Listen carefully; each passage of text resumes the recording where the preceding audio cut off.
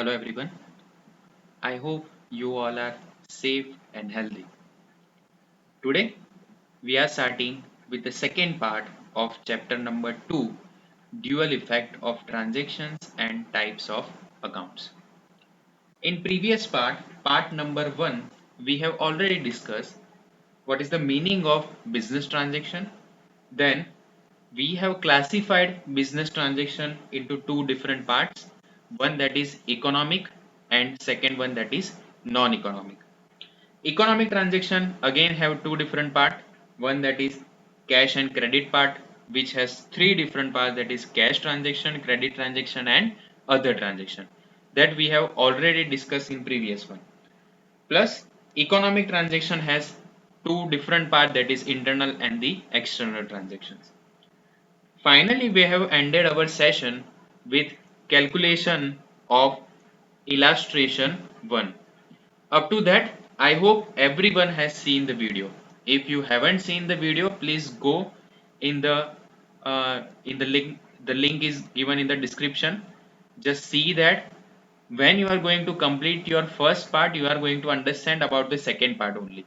Okay, because the account subject is interlinked with each and every factors. So if you are going to skip any of the point, it will not help you in a longer way. So I hope please go check out and come on this particular part number 2. Let's start with the second part of chapter number 2, 11th Commerce Gujarat Board. Now, next point, that is identification of cash and credit transaction. So as you know, the classification of business transaction are done by two different types, that is economic transaction and non-economic. Economic has two parts, one that is cash transaction and second is credit transaction. So now how we are going to define what is the cash transaction and what is credit transaction? So here are some points which you should keep in mind when you are identifying or seeing any kind of transaction, because the first step of any of the entry, that is to find out or to identify which kind of transaction it is. This is the first step for creating or preparing any kind of books of accounts. So remember this. First of all, we have to find out whether the transaction is cash in nature or credit in nature. So there are some points. See the first one, cash transaction. First of all, there should be any kind of exchange of cash or bank. Okay. For example, if there is any kind of entry, for example, you have purchased goods of rupees 10,000 in cash or by check. So what does it mean? The cash comes in or cash goes out. This kind of transaction should happen. Okay. So exchange should be done with the help of cash or through the medium of bank. That is also considered as a cash transaction. Okay. Now, how we are going to identify in such type of transactions, the word cash is totally mentioned. Clear? When there is in any kind of transaction the word cash is mentioned, it directly shows that it is a cash transaction. Simple. Now what is the different method we can use for find out in different way? Next method is, if the word cash is not mentioned, then how we are going to find out that it is a cash transaction or the credit one? So if the name of the person is not given in the transaction, if the name of the person is not given in the transaction, then it directly becomes a cash transaction. Okay. So for what was the first rule?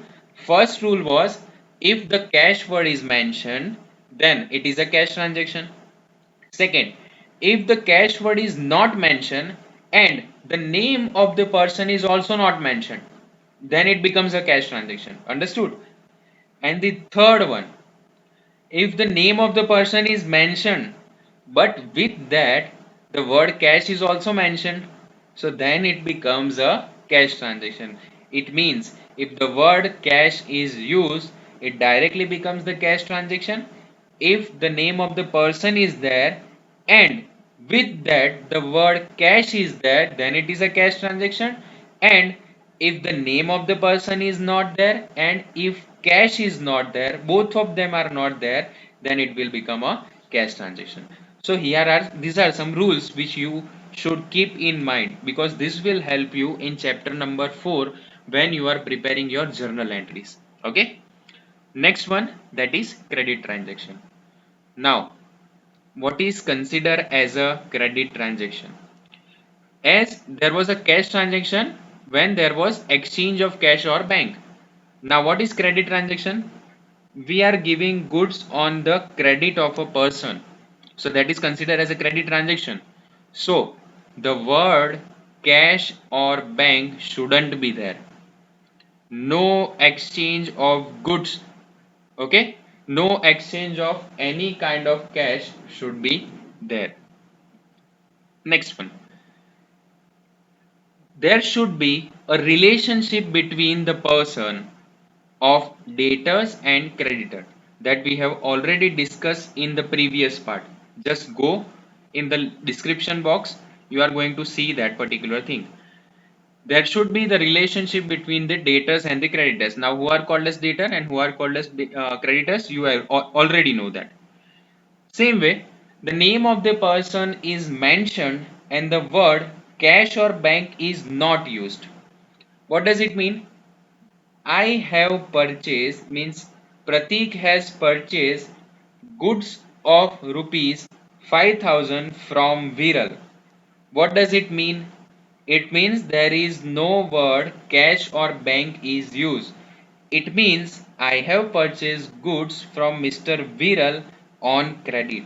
Okay, so there will be a relationship between we both, that will be considered as a relationship of debtor and a creditor. Okay, and it should be there, the name of the person definitely should be there. Just take the same example, Pratik and Viral. So name are there, the word cash was not used.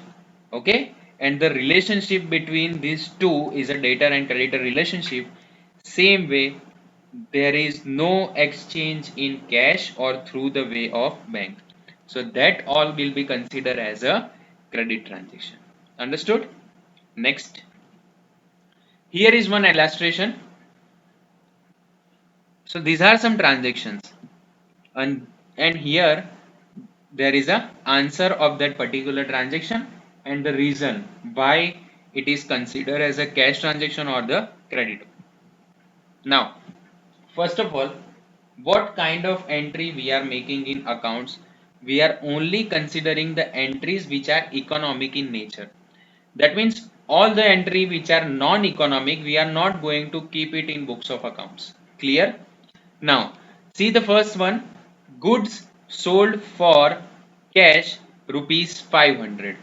Here, you have to find out whether the transaction is cash or the credit. Apply the simple rules. Here, first of all, the word cash is there. Yes, the word cash is there. Goods sold for cash rupees 500. It directly shows that you have sold the goods in cash. It means it's a cash transaction. Now what will happen? What will be the reason for this? Whether there is cash or bank including exchange of money is there or not? Yes, exchange of money is there. So when we are selling our goods, what will it affect? The cash will increase. What we have done, we sold our goods, so we are going to get the money. So money has increased, cash is increased. So this is the first one. Second, goods purchased for rupees 800. Now here the word cash is there. No, the word cash is not there. So now what you are going to see, second thing, the name of the party is there or not. To see here, second question, goods purchased for rupees 800, the name of party is not there. That means if the name of the party is not there, so they are not going to make any kind of relationship of debtors and creditors, so ultimately it will be considered as a cash transaction. Okay, so here goods purchased, that means we have purchased goods, and for the purchase of that goods we have given someone rupees 800. So ultimately our cash will decrease because we are giving our money to them. Okay. Third one, goods of rupees 900 sold to Meena. Here, see, the word cash is used. No, the word cash is not used. Second thing, you need to show that whether the transaction has a name of the person or not. Yes, here the name of the person is there. Meena is the name. Okay, so it means there will be a relation between the cash, the relationship between the debtors and the creditor is here. So ultimately it will be considered as a credit transaction. Okay, so no cash word is used. Same way the goods are sold to Meena. That means name of the person is there. That's why it will be considered as a credit transaction. Next one, goods of rupees 2000 sold to Nutan for cash. Here, first thing, the word cash is mentioned. Yes, the word cash is mentioned. Nothing to worry. Just write down cash transaction. Simple. Even though there is a name of the party, we are not going to consider this thing because the cash word is there. So that means it's a cash transaction. We have sold the goods of rupees 2000. Selling, we sold the goods, we have given the goods to someone and we got the money. Ultimately cash will increase. Okay. Next, salary paid rupees 5000.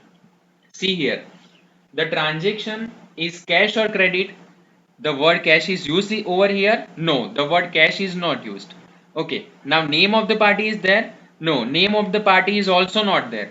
So now third condition, if cash word is not used, if the name of the party is not there, then only we are going to consider as a cash transaction. If the name of the party is not there and cash word is also not mentioned, then also we are going to consider as a cash transaction. Here we have paid the salary. What does it mean? We have given salary to someone. It will reduce our cash balance. Understood? Okay. Next one. Insurance premium paid rupees 8000. Now here the word cash is used. No, the word cash is not there. Second, name of the party is there. No, the name of the party is also not there. So ultimately it will be considered as a cash transaction and you have paid the premium. You have given money to the insurance company. That means it's a cash decreases. When you are paying money to someone, there will be decrease in your cash. Next one, goods of rupees 200 received as a free sample. Now, we are only going to put the entries which are economic in nature. Now see here, transaction number 7, the most important transaction where maximum students are making mistakes. Goods of rupees 200 received as a free sample. We have received the goods. Goods has a value of rupees 200. Now we have received the goods. Do it has any kind of monetary benefits? No. We just going to use that particular product. We are not selling it or we haven't paid any kind of money. So that's why it is non-economic transaction in nature. Okay. Next one, number 8, furniture of rupees 5000 purchased from Sriji Furniture. Now entry 8, what does it mean? We have purchased goods from Sriji Furniture. The cash word is there? No, the cash word is not there. Second thing you need to see, that is name of the party is there. So here the name of the party is there. What is the name? Sriji Furniture. Okay. Now you need to consider what is considered as the name of the party or it will want which won't be considered as a name of the party. Now Sriji Furniture, it's a name of the business. Ultimately it's a name, that means it's a person's name. Okay. So Sriji Furniture, the name is there but the word cash is not mentioned. It means it's a credit transaction. We have purchased the furniture. Ultimately we have to pay the amount after the duration of completion of our credit period. Next one, rupees 3000 paid to Shah agency for the advertisement. Now, how much amount we have paid? Rupees 3000 paid. Then Shah agency for the advertisement. Here, do the word cash is there? No, the word cash is not there. Do the word of agency name or name of the party is there? Yes, the name of the party is there, Shah Agency. But here, consider these things. We have already paid the amount. Okay? If we have already paid, what does it mean? We have paid it in cash only. That's why it's a cash transaction. This kind of entry, if they will ask in the examination, maximum numbers of students are going to make it wrong. Okay? So this is considered as your cash transaction. Next one, commission received. We have received the money.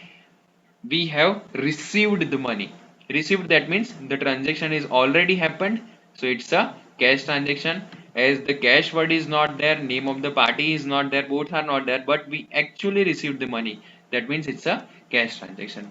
Next one, number 11, goods of rupees 5,000 purchased for cash and payment made through check. No problem. If you have purchased it with the help of cash and you are making any kind of payment through the check, that means through the bank. So I have already shown that in the previous slide, that whether the word cash or bank, any one of them is used, both are equivalent in nature. Okay, so it will be considered as your cash balance. It will be considered as your cash transaction. Now 5,000 purchased for cash. So ultimately our bank balance will decrease. Next one, goods of rupees 6,000 sold and payment is received by check. Now we have sold the goods, simple, and payment is received by check. Check, that means your bank. Bank, it means directly your cash. Next one, rent received by check rupees 500. We have received the rent. Okay, received already. So what does it mean? It is a cash in nature. Telephone bill of rupees 6 700 paid to by the check. By the check, that means through the bank. Whether we will use the cash or bank, both are considered as a cash transaction. Bank account or bank balance will decrease because we have paid the amount. A check of rupees 3,000 is issued to Lakshmi Ben for her dues. We have used the check. We have to pay the amount to Miss Lakshmi Ben. So for that we have paid through check. Ultimately it's a cash transaction and it will affect on reducing in our bank balance. I hope you have understood all the 15 transactions. Any kind of doubt, please mention that in comment section. Next one, next entry is about voucher. About voucher. Now, what is considered as a voucher? Voucher is a pillar of accounting. If you are preparing books of accounts, anything, it's a written proof. If you don't have the voucher, you cannot put the entry. Otherwise it will be considered as a wrong type of practices in accounting. Okay, so voucher must be there. So voucher is a document of business transaction. Any transaction which you are making, if it is done, then you have to present the voucher for that particular thing. So how many types of vouchers are there? There are different 9 types of voucher. So just we need to remember which kind of voucher will be used for what purpose. First one, that is sales bill. Now what is called as sales bill? When you sell the goods to someone and you are giving him the voucher of that, that will be considered as a sales voucher. Now when you purchase the particular product from the any of the business owner, then they will issue the purchase voucher. Same way, sometimes when we purchase any kind of goods and if we are not satisfied with it, what we are going to do? We will return the product. Okay. So for that, these two will be used, credit note and debit note. That means they will give you the credit note. It means that much amount of money are credited with your account. So when you are giving a sales return, that means you have sold the product to someone and he gives you back the total amount of goods. Then what you are giving him? You will give him the credit note. That means, for example, Pratik is a owner of a company and he is selling goods to numbers of people. Viral will come to the store and he purchased goods of rupees 5,000. Viral has taken goods of rupees 5,000. I have given him the sales bill. he went to his home, and finally he has decided I am going to return this particular product. He returned that product to me. So that will be considered as a sales return. Now, ultimately I have to give rupees 5,000 to Mr. Viral. So instead of that, what I am making? I am making a credit note. That means rupees 5,000 is already credited in the books of accounts of Mr. Viral. So whenever Mr. Viral wants to purchase any goods from my shop, he already have the credit of rupees 5,000. So if you want to purchase the goods of rupees 6,000, now he already have the credit of 5,000. So he only have to pay rupees 1,000 at that time. Okay. Ultimately उनके पैसे मेरे पास जमा है, ऐसा बोला जाएगा. Okay. Next one that is debit note. So same for the purchase return we are using debit notes. Next one, counterfoil of cheque. So when you are withdrawing any money from the bank, that means it will be considered as a cash withdrawn from the bank. So what second slip, what that particular second slip you are getting through the authority signatures and the stamp of the bank, that is considered as a counterfoil of check. Okay. Next one, pay in slip. What is called as pay in slip? Voucher which are used to deposit cash in bank. When we are depositing our money into bank, we have the pay in slip with us. Many of the students have their bank accounts and you know already about it. So this is considered as a voucher in business. Then receipt issue, written certificate of amount received. When we have received the amount, we will issue the receipt. Same way, when we have paid the amount, we will get the receipt received. Okay. And last one, that is expense balance. For example, evidence of expenses paid by check or cash. For example, you are paying the electricity bill. So MGVCL will give you a expense bill.